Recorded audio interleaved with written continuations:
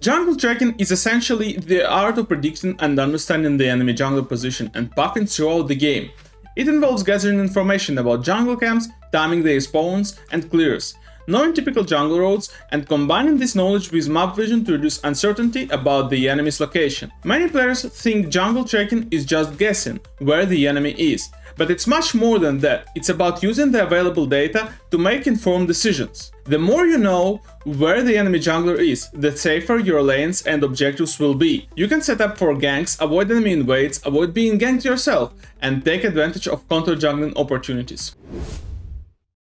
The first step in jungle tracking is vision, but not the vision meaning that you have to ward something. Traditionally, in the current League of Legends state, junglers have 3 standard start positions, which are Raptors, Red buff and Blue buff accordingly. Based on the rank you're playing in, the tracking may be different, as people below gold often help their junglers level 1 by giving a few hits to the camp jungler prefers to start with, which explicitly shows where the jungler starts.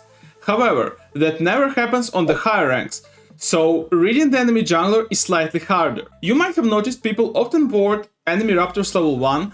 It's mainly done in order to understand whether the enemy jungler is going to gank the side lane level 3 or he is going to full clear.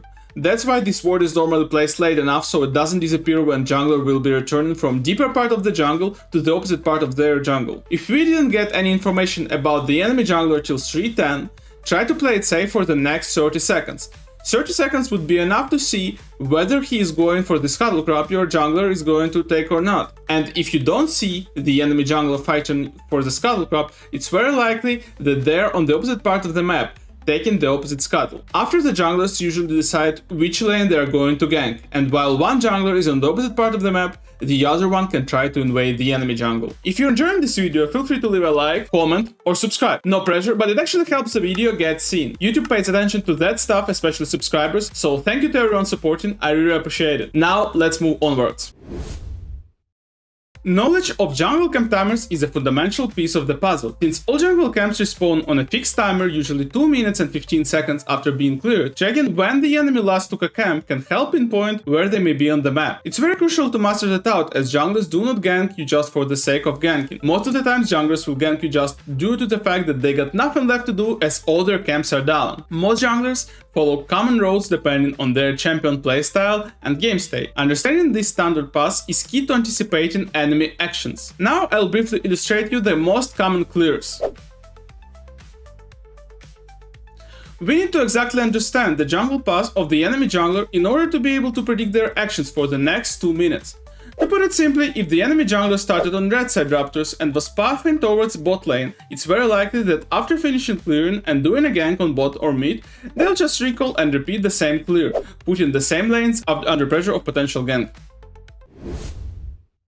Once you've gathered information via wards, timers and pathing knowledge, it's time to act on it. Here are some examples. If you know the enemy jungler's last seen position is topside, mid and bot, should play more aggressively knowing they're unlikely to get ganked. If you're the jungler, you can use clear understanding of where the enemy jungler is by preparing a surprise and ambushing them on the lane that you expect them to gank soon. If the enemy jungler has shown on the bottom side, you can safely start void grabs, invade enemy topside jungle and try to gank or dive enemy top laner, as no one is supposed to be there to cover. Also, if the enemy jungler has shown on bot side, that's a very good timer for you to proxy the wave, as it's very unlikely that the enemy support will move to punish you when the jungler can gank the lane. Plus you have clear idea where the jungler is, so the only risk is the enemy mid laner.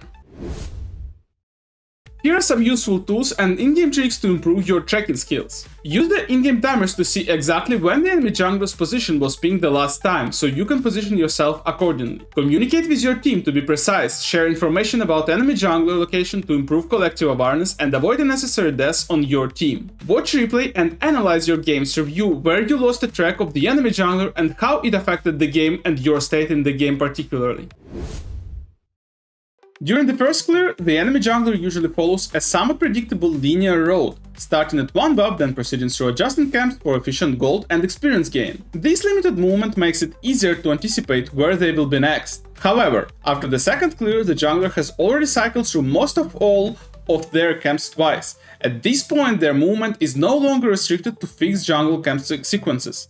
Instead, they start making decisions based on the current game state, such as where the enemy laners are pushed or vulnerable, which objectives are about to spawn, the position and behavior of enemy jungler, timing windows for counter jungling or invading, rotations to support or influence lanes. This means their paths become more dynamic and purpose-driven, and their routes can change drastically from one game to another. Instead of predictable farming roads, the enemy jungler may hop between camps, gank lanes, or control vision zones in a way that is strategically less obvious.